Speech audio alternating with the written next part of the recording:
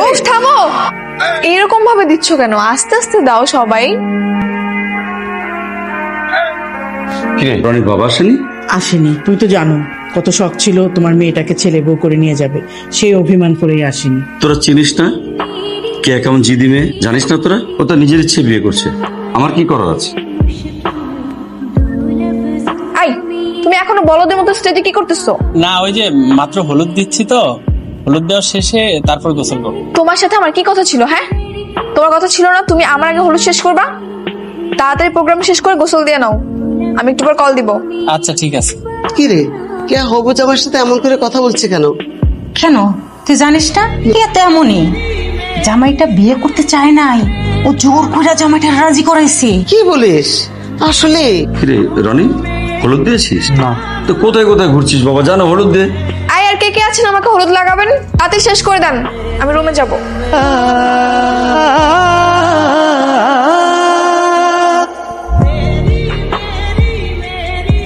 Hello, কিরে বন্ধু, কই তুই? কোথায় আবার? তুই জানিস না কোথায় আছে? কাজিনের বিয়েতে। তোকে এত করে থাকতে বললাম, তুই তো চলে গেলি। শুধুই কি কাজিন, নাকি তো সে ছোট্টবেলার ক্রাশ কাজিন? দেখিস ওর বিয়েতে কিন্তু কান্নাকাটি করিস না। হ্যাঁ কান্নাকাটি করে এবার কি লাভ? দেখার মতো তো কেউ নেই। আচ্ছা, বিয়ে কি হয়ে গেছে?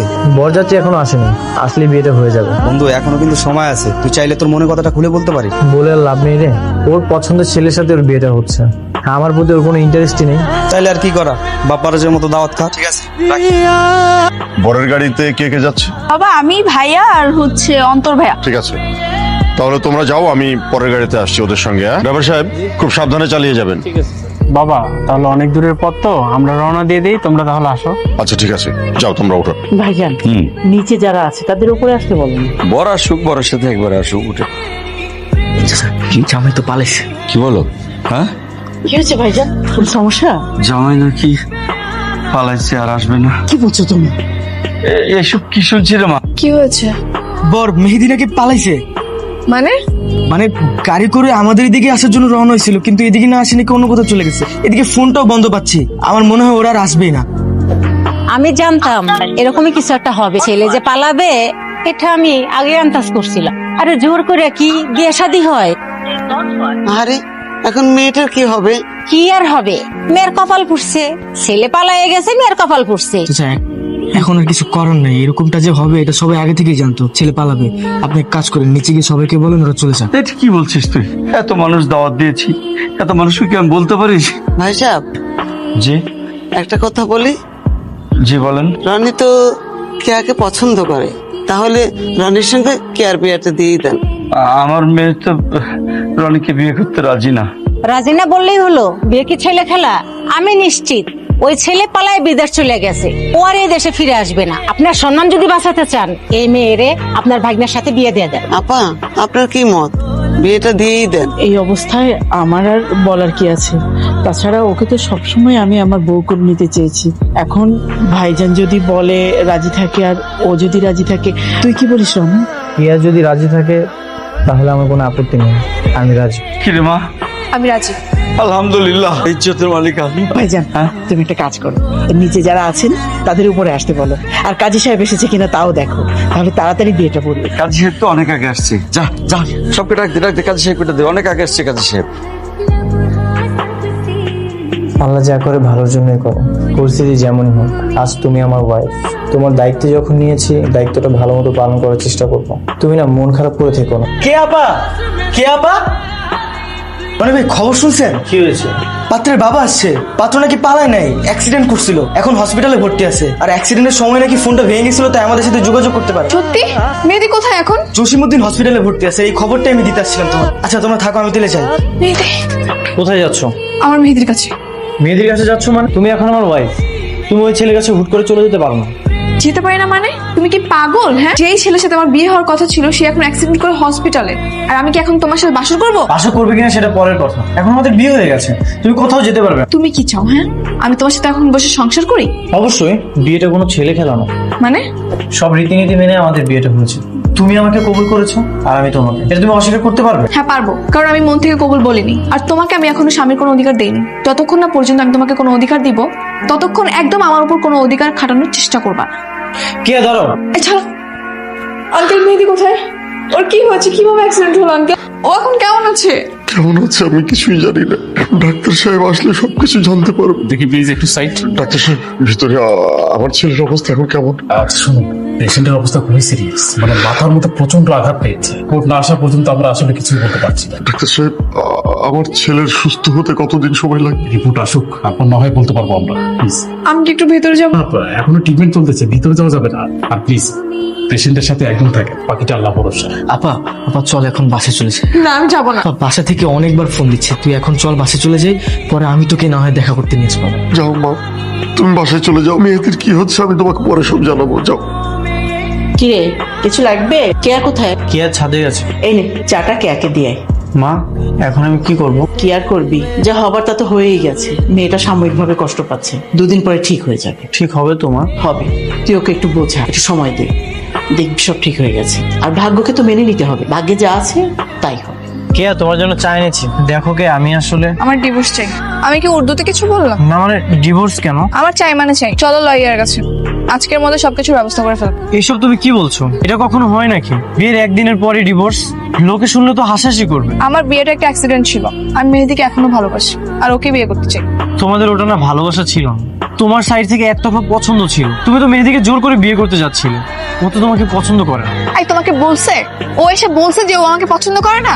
দেখো কে, যা হওয়ার তা তো হয়ে গেছে। আমার ফ্রেন্ড সার্কেল, ফ্যামিলি সবাই জানে তুমি এখন আমার ওয়াইফ। এখন যদি তুমি এমন কিছু করো তাহলে আমার মান সম্মান তো কিছুই থাকবে না। আচ্ছা তুমি ভাগ্যকে মেনে নাও। আচ্ছা মেহেদি যদি পালিয়ে যেত, ও যদি অ্যাক্সিডেন্টে মারা যেত, তাহলে তো তোমাকে মেনে নিতেই হতো, তাই না? মুখ সামনে কথা বল। মেহেদিকে নিয়ে আর একটা উল্টাপাল্টা কথা বলবা না। আমার ডিভোর্স লাগবে মানে লাগবে, আর তুমি ডিভোর্স দাও বা না দাও, আমি তোমার সাথে কখনো সংসারই করবো। যাক, আল্লাহর রহমতে তুই এখন বিপদ মুক্ত। ডাক্তার বলেছে তোকে এখন বাড়িতে নিয়ে যাওয়া যাবে।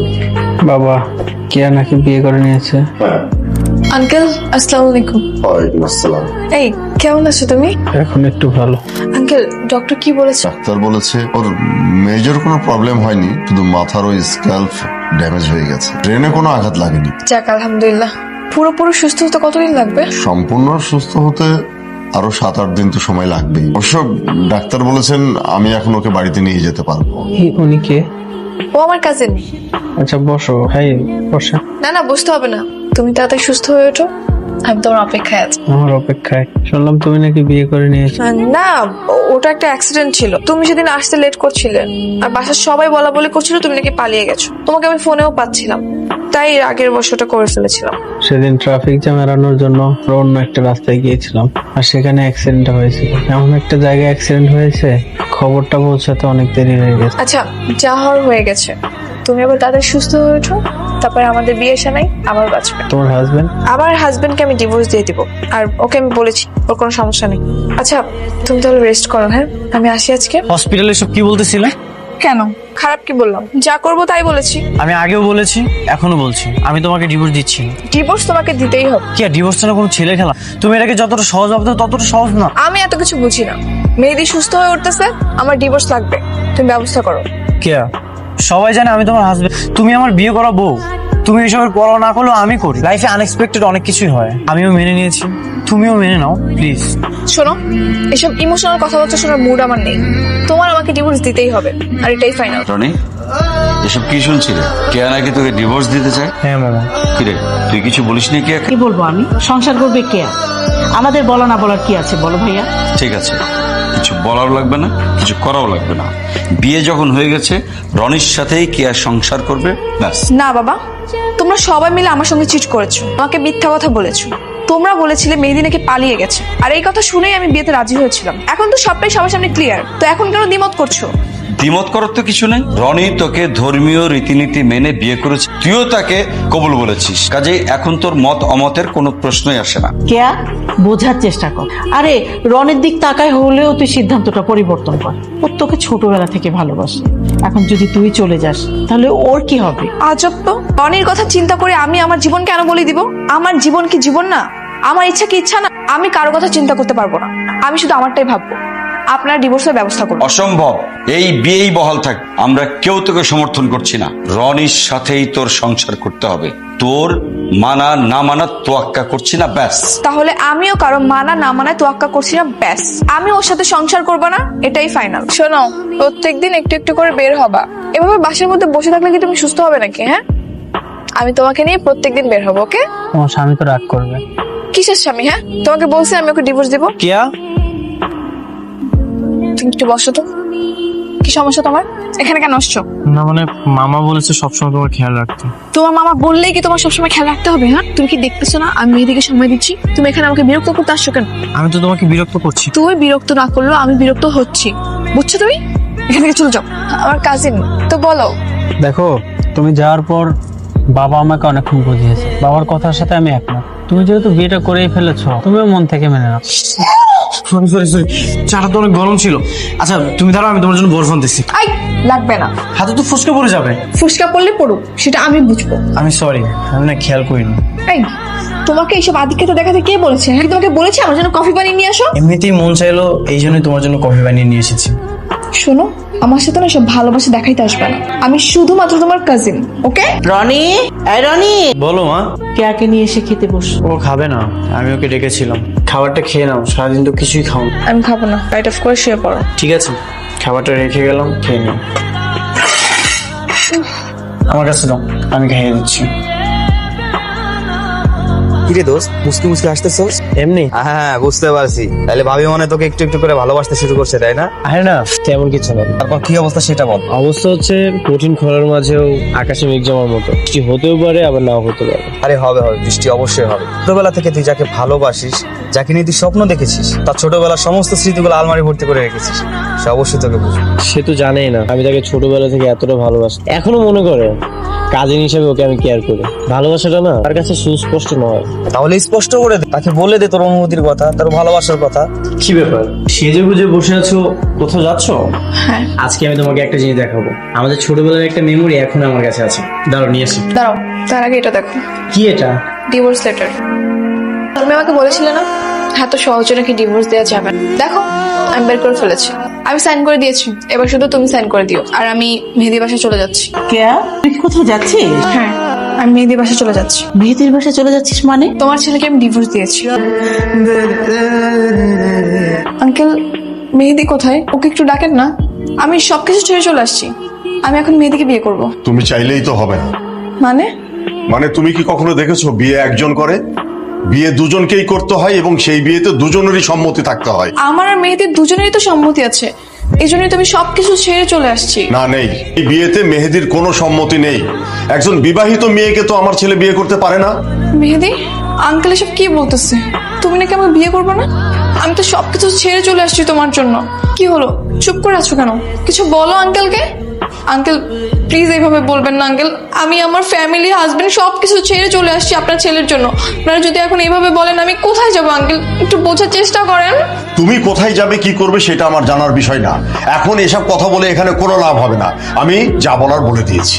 আঙ্কেল প্লিজ আমাকে তাড়িয়ে দিবেন না আঙ্কেল। আমি কই যাব বলেন? আপনার ছেলের জন্য আমি সবকিছু ছেড়ে চলে আসছি আঙ্কেল। হাজবেন্ডকে ডিভোর্স দিয়েছি।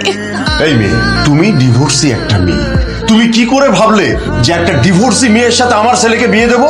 তো আত্মীয় স্বজন আছে, সমাজ বলে একটা কথা আছে। আমি সমাজের লোকের কাছে কি জবাব দেবো? মেহেদি, ওকে এক্ষুনি এখান থেকে চলে যেতে বল। মেহেদি, তুমি এমন কেন করতেছো আমার সাথে? মেহেদি প্লিজ এরকম করো না। তুমি যদি আমাকে ফিরিয়ে দাও আমার যাওয়ার কোনো জায়গা থাকবে না। মেহেদি একটু বুঝো আমাকে। আমি আসলে পারবো না। আমি আমার বাবার অবাধ্য হতে পারবো না। আর তাছাড়া তুমি একজনের সাথে 24 ঘন্টা স্বামী স্ত্রীর মতো থেকে এসেছো। ধরো আমি তোমাকে বিয়ে করলাম, আমার মাথায় না ওই জিনিসটা সবসময় থাকে। আমার গার্লফ্রেন্ড বা আমার স্ত্রী আগে আরেকজনের স্ত্রী ছিল। কি আমাকে মাফ করে দেবন? আর দেখাতে হবে না, ঠিক মতো তো মানুষ করতে পারো না, এই জন্য তো এই অবস্থা হয়েছে। আজ ওর মা বেঁচে থাকলে আমাকে এগুলো দেখতে হতো না, এগুলো শুনতে হতো না। কি আমাকে মাফ করে দেবন? হয়েছে, আর মাপ চাইতে হবে না। তোমার মেয়েকে নিয়ে আর তুমি থাকো, শুধু ওর দোষ দিচ্ছ, তোমার কোনো দোষ নেই। আমি এখন যাই। কেন রে, কিছু বলো। আমি আসলে আমি জানি তুমি আমাকে কি বলতে চাও। ডিভোর্স পেপারে সাইন করে দিয়েছি কিনা এটাই তো বলতে চাও। এই নাও, সাইন করে দিয়েছি। আমি আর কখনোই তোমাকে বিরক্ত করবো, তোমার সামনে যাব। এটা সত্যি, ছোটবেলা থেকে তোমাকে ভালোবাসা দিয়ে ভালো রাখতে চেয়েছি, কিন্তু সেই ভালোবাসা যে তোমার গলার কাটা হয়ে যাবে এটা বুঝতে পারিনি। আসলে একতরফা ভালোবাসা গেলেও ভালো থাকা যায় না। তুমি সত্যি সাইন করে দিয়েছো? হ্যাঁ সত্যি। দেখো, আমি চাই না তুমি সাইন করো। আমি আসলে ভুল মানুষকে ভালোবেসে ফেলেছিলাম। আমি চাই তোমার সঙ্গে থাকতে। কিন্তু আমি চাই না থাকতে। আমি এমন একজনকে চেয়েছিলাম যে আমার মতো করে আমাকে ভালোবাসবে। আমি জানি তোমার ভালোবাসার মানুষ তোমাকে তাড়িয়ে দিয়েছে। আমি কারো অপশনে থাকতে চাই না। ভালো থেকো।